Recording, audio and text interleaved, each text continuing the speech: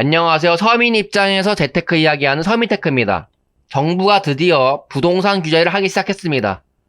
사실 서울 주요 아파트만 상승하는 것이지 다른 데는 상승도 안 하는데 왜 규제하는지는 모르겠습니다.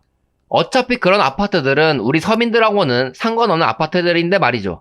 지금까지 민주당이 집권한 정부에서는 정책 부작용으로 항상 집값이 올라왔죠. 그래서 이번에 민주당이 집권해서 예전과 같은 정책을 낸다면 집값은 오를 확률이 많을 수밖에 없다고 대통령 선거 전부터 전 얘기했습니다. 근데 부동산 규제 정책을 내었는데 예전과 똑같은 정책을 내었어요. 요즘에는 유튜버들이 정책 정리를 잘해줘서 세상 돌아가는 걸 편하게 볼 수가 있는 것 같습니다.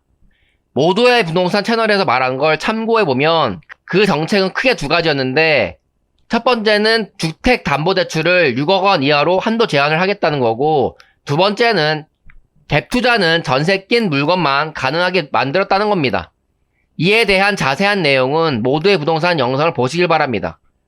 요즘 세상이 참 좋은 게 예전에는 부자 친구들의 생각을 알아보고 공유하기 위해서는 부자들의 모험에 들어가야 가능했지만 유튜버가 생기면서 구독만 해놔도 부자 친구들을 옆에 둔 것이나 다름이 없어 내가 생각하는 흐름이 부자들과 비슷한 부분이 있는지를 알 수 있어서 참 좋은 것 같아요. 지금 당장 부자가 아니더라도 그들과 같은 사고방식을 가지며 살아간다면 언젠가는 부자가 될 수 있다고 생각합니다. 부자들이 된 사람들이나 투자를 잘하는 사람들의 유튜브를 보면 투자를 하는 사람들의 생각은 참 비슷한 것 같습니다. 저도 처음에 정부가 대출 규제한다고 했을 때 예전 문재인 정부 때를 떠올리며 또 다른 곳이 부작용으로 집값 상승하겠구나 라고 생각했는데 모두의 부동산님도 그렇게 생각하시는 것 같아요. 예전 문재인 정부 때도 어떤 부분을 규제하면 다른 곳이 폭등했었는데 이번에도 그럴 것 같습니다. 아마 6억 원 이하 대출로 매수할 수 있는 곳이랑 전세 낀 물건들이 오르겠죠. 무주택자 분들은 대출 규제를 해야 하고 특히 전세 대출을 막아야 집값이 안 오른다고 말을 하시는 분들이 있습니다. 전세 대출이 있으니까 사람들이 갭 투자를 해서 집값이 오른다고 생각하는 것 같아요. 전세 대출을 없애면 전세 끼고 집을 못 사고 주택담보대출로만 집을 사야 하니까 매수 수요가 적어지기 때문에 집값이 안 올라간다고 생각하는 것 같습니다. 그러나 그건 너무 1차원적인 생각입니다. 전세 대출을 막으면 결국 피해가는 건 주거비를 싸게 이용하고 싶은 무주택자 서민만 피해를 입게 됩니다. 본인들이 원하는 집에서 거주를 못할 뿐더러 전세 이자보다 높은 월세를 내며 살아가야 하기 때문에 생활이 고달파지는 건 서민이라는 겁니다.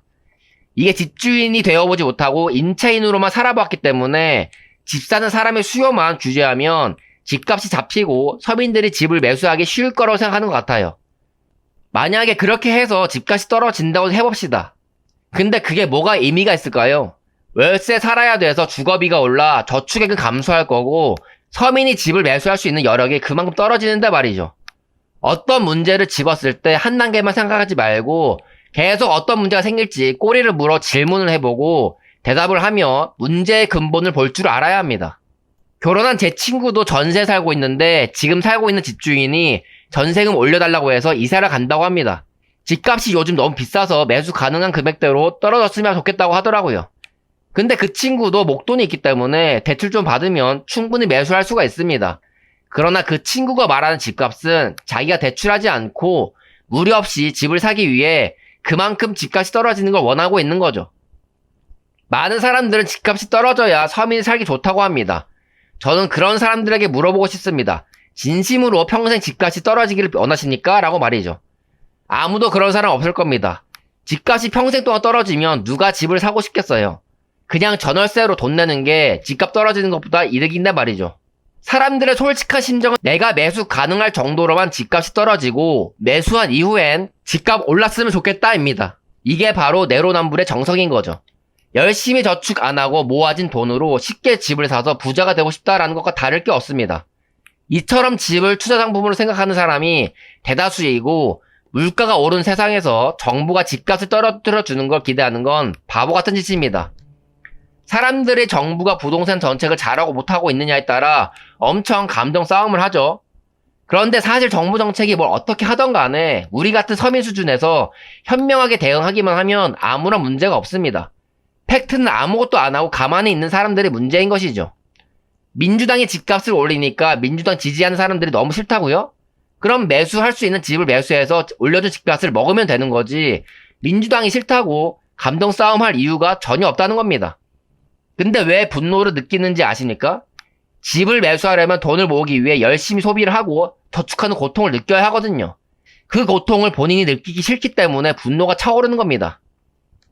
그리고 솔직히 조금만 공부하고 알아보면 수도권에 내 집 마련하는데 드는 돈 별로 안 들어갑니다. 신용대출 좀 일으키고 현금 5천만 원 이내에 있으면 충분히 살 수가 있어요. 저는 수도권 아파트 17평 3억 5천만 원 한 채와 서울 오피스텔 1억 2천만 원 한 채 있습니다. 이 자산들을 처음 살 때 신용대출을 일으켰지만 모두 현금 3천만 원 이내로 매수했어요. 생각보다 평수도 작고 가격도 안 비싸죠. 본인이 사고 싶은 최고의 물건은 처음부터 못 삽니다. 그러나 입지가 나쁘지 않고 적당한 수도권 아파트는 지금도 마음만 먹으면 누구나 살 수가 있다는 거예요. 어차피 서민이 매수할 수 있는 가격대는 정부가 규제하는 범위 밖이라 정부가 무슨 짓을 하던 간에 직접적인 피해가 없습니다. 부동산 투자는 10년 이상 보유를 할 거고 집값이 떨어진다고 해도 나중에 월세화 시켜 현금 흐름용으로 만들어 놓으면 되기 때문에 나중에 집값이 어떻게 되던 상관이 없는 포지션이라 사실 저는 정부가 뭘 하던 별로 관심이 없습니다. 그리고 어차피 내 집 마련 하나에서 큰 돈 벌 수도 없고 내 인생이 바뀌는 것도 아닙니다. 내 집 마련은 그저 거지로 추락하는 걸 방지하는 용도일 뿐인 거죠. 정부가 내 삶을 나아지게 해주겠지라는 생각을 버리시고 어떤 상황이 되던 그 상황이 여러분에게 이득이 되도록 세팅을 해놓으시면 됩니다. 그 세팅을 잘하는 건 결국 여러분들의 노력이지 정부가 아니라는 걸 말씀드리면서 영상을 여기서 마치겠습니다. 감사합니다.